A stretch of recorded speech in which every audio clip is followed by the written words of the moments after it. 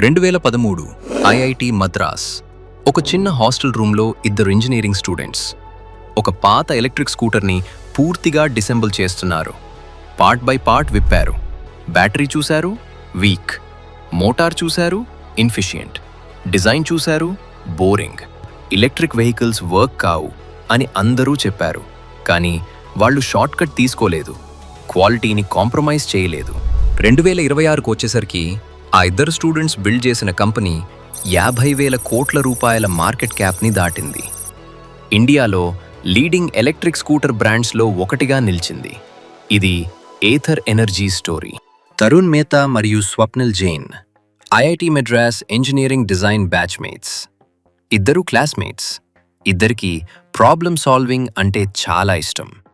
Sustainable technology గురించి గంటల తరబడి డిస్కషన్స్ చేసేవారు. కానీ గ్రాడ్యుయేషన్ తర్వాత తరుణ్ మేతా అశోక్ లేలాండ్లో డెప్యూటీ మేనేజర్గా పనిచేశాడు. అంతకుముందు మర్సిడీస్ బెంజ్లో ఇంటర్న్షిప్ కూడా చేశాడు. స్వప్నిల్ జైన్ జనరల్ మోటార్స్లో ఇంజనీర్గా చేరాడు. కానీ కొన్ని నెలలకే ఇద్దరికీ ఒక విషయం అర్థమైంది. వాళ్ళు ఉద్యోగాలు చేయటానికి పుట్టలేదు, ఏదో కొత్తది బిల్డ్ చేయటానికి పుట్టారు. 2013లో ఇద్దరూ ఒక పెద్ద డెసిజన్ తీసుకున్నారు. ఎలక్ట్రిక్ వెహికల్స్ బిల్డ్ చేయాలి అని. వాళ్ళు ఐఐటి మద్రాస్కి వెళ్ళి అక్కడ ప్రొఫెసర్ ఆర్ కృష్ణకుమార్ని కలిసి మేము ఎలక్ట్రిక్ వెహికల్స్ మీద పనిచేయాలనుకుంటున్నాం అని చెప్పారు. ప్రొఫెసర్ వాళ్లను డిస్కరేజ్ చేయలేదు. ఆయన ఒక్క మాట చెప్పారు, జాబ్స్ వదిలేసి రండి, మిగతా విషయం మేం చూసుకుంటాం. ఆ ఒక్క ఎంకరేజ్మెంట్ ఏథర్ ఎనర్జీకి మొదటి స్పార్క్ అయింది. ఐఐటి మద్రాస్ రీసెర్చ్ పార్క్లోని ఒక చిన్న ల్యాబ్, హాస్టల్ రూమ్స్, అవే ఏథర్ ఎనర్జీ మొదటి ఆఫీసెస్. 2013లో ఇండియాలో ఎలక్ట్రిక్ స్కూటర్స్ ఉండేవి, కానీ వాటిని కొనాలనిపించే పరిస్థితి మాత్రం లేదు. చాలా వరకు లీడ్ యాసిడ్ బ్యాటరీస్ వాడేవి. అవి చాలా హెవీ, ఛార్జింగ్కి గంటల సమయం.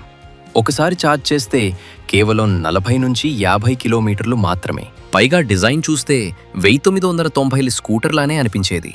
Technology outdated, performance disappointing. అందుకే పెట్రోల్ స్కూటర్ వాడుతున్న వాళ్ళకి ఈవీకి స్విచ్ అవ్వటానికి ఒక్క స్ట్రాంగ్ రీజన్ కూడా ఉండేది కాదు. అదే సమస్యని తరుణ్ మరియు స్వప్నిల్ గుర్తించారు. వాళ్ళు ఒక సింపుల్ క్వశ్చన్ అడిగారు. ప్రాబ్లం ఎలక్ట్రిక్ వెహికల్లో కాదు, ప్రాబ్లం ఇప్పటి వరకు బిల్డ్ చేసిన ప్రోడక్ట్లో కదా. అక్కడ నుంచే వాళ్ల మిషన్ మొదలైంది. పెట్రోల్ స్కూటర్కి ఆల్టర్నేటివ్ కాదు, పెట్రోల్ స్కూటర్ కంటే బెటర్ ఎలక్ట్రిక్ స్కూటర్ బిల్డ్ చేయాలి. Better range, better speed, better design, better technology. కానీ ఆ స్కూటర్ని బిల్డ్ చేయటం వాళ్ళు అనుకున్నంత ఈజీ కాదు. ప్రోటోటైప్ తర్వాత ప్రోటోటైప్, ఫెయిల్యూర్ తర్వాత ఫెయిల్యూర్, టెస్టింగ్, రీడిజైన్, టెస్టింగ్, మళ్ళీ రీడిజైన్. ఇలా 2013 నుంచి 2018 వరకు 5 సంవత్సరాలు. ఒక్క స్కూటర్ కూడా మార్కెట్లో అమ్మలేదు, ఒక్క రూపాయి రెవెన్యూ కూడా రాలేదు. స్టార్టప్ ప్రపంచంలో ఇది ఆల్మోస్ట్ అన్బిలీవబుల్. రెవెన్యూ లేకుండా ఒక కంపెనీ 5 సంవత్సరాలు ఎలా సర్వైవ్ అయింది? కానీ ఏథర్ మొదటి నుంచే ఒక విషయం డిసైడ్ చేసుకుంది, we will do this right are not at all. మార్కెట్లో ఉన్న పార్ట్స్తో స్కూటర్ అసెంబుల్ చేయాలని వాళ్లకు లేదు. ప్రతి క్రిటికల్ కాంపోనెంట్ని వరల్డ్ క్లాస్గా బిల్డ్ చేయాలనుకున్నారు. బ్యాటరీ టెక్నాలజీ ఇండియాలో రెడీగా లేదు, కానీ వాళ్ళే డెవలప్ చేశారు. మోటార్ ఇంపోర్ట్ చేయొచ్చు, కానీ వాళ్ళే డిజైన్ చేశారు. Software connected mobile app, touch screen dash board. 2013 నుంచి 2014 వరకు ఇవి ఇండియాలో మోస్ట్లీ లేవు. ఏథర్ ఇవన్నీ ఇన్హౌస్గా బిల్డ్ చేసింది. ఇంకా పెద్ద ఛాలెంజ్ ఛార్జింగ్ ఇన్ఫ్రాస్ట్రక్చర్. అప్పుడు ఇండియాలో పబ్లిక్ ఈవీ ఛార్జింగ్ స్టేషన్స్ దాదాపు లేవు. అందుకే ఏథర్ గ్రిడ్ పేరుతో తమ ఓన్ ఛార్జింగ్ నెట్వర్క్నే నిర్మించడం ప్రారంభించింది. ఒక్కో సమస్యకి వేరే వాళ్ల సొల్యూషన్ కోసం వెయిట్ చేయలేదు, తామే సొల్యూషన్ క్రియేట్ చేశారు. అందుకే డెవలప్మెంట్కి ఎక్కువ సమయం పట్టింది, కానీ అదే తర్వాత ఏథర్కి బిగ్గెస్ట్ కాంపిటిటివ్ అడ్వాంటేజ్గా మారింది. ఈ విజన్ని చూసి 2014లో ఏథర్కి మొదటి మేజర్ అవుట్సైడ్ ఫండింగ్ వచ్చింది. Flipkart co-founder Sachin Bansal. Product ఇంకా లాంచ్ కాలేదు, రెవెన్యూ కూడా లేదు, అయినా $1 మిలియన్ ఇన్వెస్ట్ చేశాడు. అతను ప్రోడక్ట్లో కాదు, వాళ్ళ విజన్లో ఇన్వెస్ట్ చేశాడు. తరుణ్ మేతా తర్వాత ఒక ఇంటర్వ్యూలో చెప్పాడు, ఏథర్ ఎనర్జీ 5 సార్లు దాదాపు క్లోజ్ అయిపోయింది. ఇది డ్రమాటిక్గా చెప్పడం లేదు, నిజంగానే జరిగింది. మొదటిసారి 2014లో మనీ అయిపోయింది. ఒక్క ఇన్వెస్టర్ రాలేదు. చాలామంది హార్డ్వేర్ స్టార్టప్ ఇండియాలో సక్సీడ్ అవుతుందా అని డౌట్ చేశారు. చివరి మూమెంట్లో ఐఐటిఎం మరియు గవర్నమెంట్ గ్రాంట్ వచ్చింది. రెండవసారి 2016లో సిరీస్ ఏ రేస్ చేస్తున్నప్పుడు డీల్ లాస్ట్ మినిట్లో ఫాల్ అయింది. టీమ్ అంతా పానిక్ అయింది. టైగర్ గ్లోబల్ చివరికి ఇన్వెస్ట్ చేసింది. మూడవసారి ప్రోడక్ట్ రెడీ అయింది, కానీ మ్యానుఫ్యాక్చరింగ్ స్కేలప్ చేయడానికి క్యాపిటల్ లేదు. అప్పుడు హీరో మోటోకార్ప్ ఇన్వెస్ట్ చేసింది 4వ మరియు 5వసారి. కోవిడ్తో demand uncertainty, raw material costs spike. ప్రతిసారి వాళ్ళు సర్వైవ్ అయ్యారు. ఎందుకంటే ప్రోడక్ట్ జెన్యూన్లీ గుడ్. ఒక్కసారి రైట్ చేసిన వాళ్ళు వదల్లేదు. 2018లో ఏథర్ 450 లాంచ్ అయింది. India's first smart electric scooter. Touch screen dashboard, connected app, 75 కిలోమీటర్లు రేంజ్. రివ్యూస్ చూసి ఇండియా షాక్ అయింది. ఇది నిజంగా ఇండియాలో బిల్డ్ చేశారా? 2019లో హీరో మోటోకార్ప్ ఏథర్లో ఇన్వెస్ట్ చేసింది. ఇది ఏథర్కి జస్ట్ మనీ కాదు, లెజిటిమసీ వచ్చింది. ఇండియాస్ బిగ్గెస్ట్ 2-వీలర్ కంపెనీ నమ్మింది అంటే ప్రోడక్ట్ జెన్యూన్లీ గుడ్ అని సిగ్నల్. తర్వాత హీరో మరిన్ని రౌండ్స్లో ఇన్వెస్ట్ చేసింది. 420 కోట్ల రూపాయలు, తర్వాత మరిన్ని. ఇప్పుడు హీరో మోటోకార్ప్ దగ్గర ఏథర్లో 40% స్టేక్ ఉంది, లార్జెస్ట్ షేర్ హోల్డర్. కానీ హీరో ఇన్వెస్ట్ చేసినప్పటికీ ఏథర్ కంప్లీట్లీ ఇండిపెండెంట్గా ఆపరేట్ అవుతోంది. డిజైన్, టెక్నాలజీ, ప్రోడక్ట్ డిసిజన్స్ అన్నీ తరుణ్ మరియు స్వప్నిల్వే. ఇది ఏథర్ యొక్క కల్చర్. ఎక్స్టర్నల్ ప్రెషర్ వచ్చినా తమ విజన్ నుండి కదలరు. 2021లో ఓలా ఎలక్ట్రిక్ వచ్చింది, కంప్లీట్లీ డిఫరెంట్ అప్రోచ్తో. భావిష్ అగర్వాల్ మ్యాసివ్ మార్కెటింగ్ చేశాడు. సెలబ్రిటీస్తో campaigns, billions of dollars raise చేశాడు. World's largest EV factory announce చేశాడు.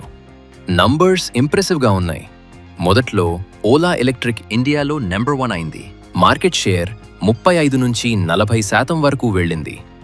ఏథర్ మళ్ళీ సెకండ్ పొజిషన్లోకి వెళ్ళింది. చాలామంది అనుకున్నారు ఇప్పుడు ఏథర్ ఫినిష్ అని. కానీ ఓలా ఎలక్ట్రిక్ క్వాలిటీ ప్రాబ్లమ్స్ మొదలయ్యాయి. సర్వీస్ సెంటర్స్ లేవు, సాఫ్ట్వేర్ బగ్స్, స్కూటర్స్ ఫైర్ అవుతున్నాయని రిపోర్ట్స్, కస్టమర్ కంప్లైంట్స్ ఫ్లడ్ అయ్యాయి, గవర్నమెంట్ ఇన్వెస్టిగేషన్స్ మొదలయ్యాయి.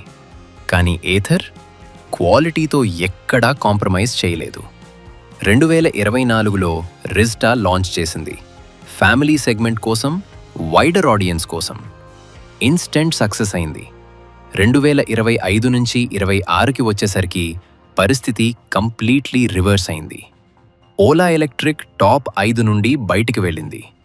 ఏథర్ ఇండియాలో సెకండ్ పొజిషన్లో ఉంది. టీవీఎస్ మాత్రమే ఎహెడ్లో ఉంది. FY26లో ఏథర్ సేల్స్ 2,62,942 యూనిట్స్, 69% గ్రోత్. అదే సంవత్సరంలో ఓలా ఎలక్ట్రిక్ సేల్స్ తగ్గాయి. ఫాస్ట్ వెళ్ళిన వాళ్ళు ఫాల్ అయ్యారు, స్లో వెళ్ళిన వాళ్ళు స్టాండ్ అయ్యారు. మే 2025లో ఏథర్ ఎనర్జీ IPO వచ్చింది. 2,981 కోట్ల రూపాయలు రేజ్ చేసింది.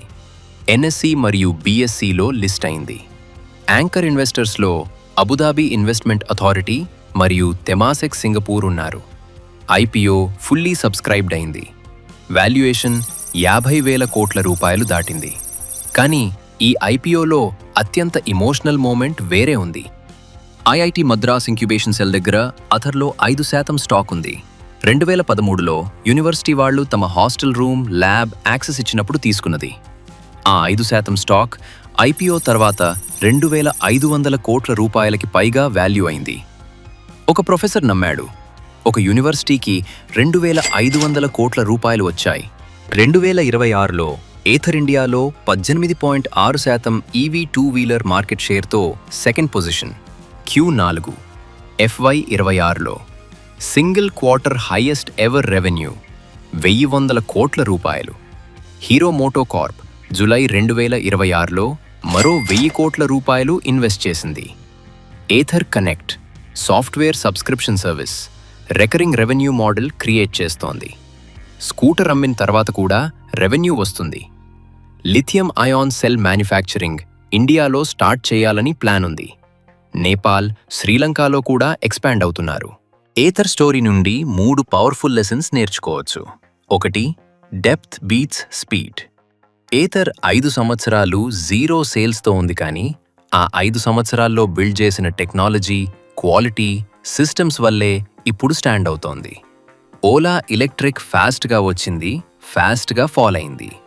ఏథర్ స్లోగా వచ్చింది, స్టడీగా రైజ్ అవుతోంది. 2.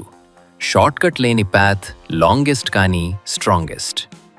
బ్యాటరీ, మోటార్, సాఫ్ట్వేర్, ఛార్జింగ్ అన్నీ తామే బిల్డ్ చేశారు కాబట్టే కాంపిటీటర్స్కి కాపీ చేయటం కష్టంగా ఉంది. 3. రైట్ బిలీవర్స్ మీ కంపెనీని డిఫైన్ చేస్తారు. ఒక ప్రొఫెసర్ సచిన్ బన్సల్, హీరో మోటోకార్ప్. ప్రతి బిలీవర్ ఒక చాప్టర్ రాశాడు. మీరు రైట్ కోసం వర్క్ చేస్తే రైట్ పీపుల్ న్యాచురలీ వస్తారు. ఐఐటి మెడ్రాస్ హాస్టల్ రూమ్ నుండి 50,000 కోట్ల రూపాయల కంపెనీ వరకు 13 సంవత్సరాల patience, 5 near deaths, 0 short cuts. ఇది తరుణ్ మెహతా మరియు స్వప్నిల్ జైన్ యొక్క రియల్ గ్రోత్ స్టోరీ. ఇలాంటి బిజినెస్ మరియు గ్రోత్ స్టోరీస్ తెలుగులో తెలుసుకోవాలంటే గ్రోత్ స్టోరీస్ ఛానల్ను సబ్స్క్రైబ్ చేయండి. నెక్స్ట్ వీడియోలో మరో పవర్ఫుల్ స్టోరీ తీసుకొస్తాను. అంతవరకు కీప్ గ్రోయింగ్.